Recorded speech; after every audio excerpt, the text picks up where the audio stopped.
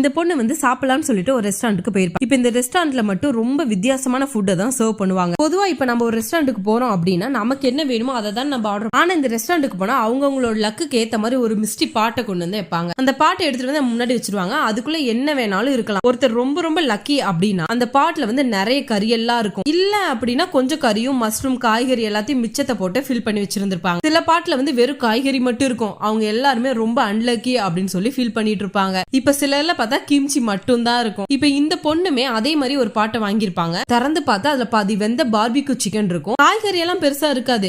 ஆனா அவங்க நினைச்சதை விட அதிகமான கறி அதுல இருக்கும். இப்ப இந்த பொண்ணுக்கு அந்த கறியெல்லாம் பார்த்தோன்னே ரொம்ப சந்தோஷமா இருக்கு. அதே மாதிரி அந்த டேபிள் வந்து ஃப்ரை பண்றதுக்கு தேவையான எல்லாத்தையும் வச்சிருப்பாங்க. அப்ப அந்த பொண்ணுமே இந்த கறியெல்லாம் எடுத்து கூட காய்கறி எல்லாம் வச்சு ஃப்ரை பண்ணவும் ஆரம்பிக்கிறாங்க. ஃப்ரை பண்ணவே அந்த பொண்ணுனால பசியை கண்ட்ரோல் பண்ணவே முடியல. சரி வெந்தாலும் வேகலைனாலும் பரவாயில்ல அப்படின்னு சொல்லிட்டு சின்ன பீஸை கட் பண்ணி சாப்பிடுறாங்க. கூடவே வந்து ஜூஸும் ஆர்டர் பண்ணிப்பாங்க. கூடவே அந்த ஜூஸும் குடிச்சிட்டு ஒரு வாய் கறி எடுத்து சாப்பிட்டுக்கிட்டே இருக்காங்க. அந்த ஜூஸ் வேற ஜில்லுன்னு இருக்கா, அந்த கறி வேற சூடா இருக்கா.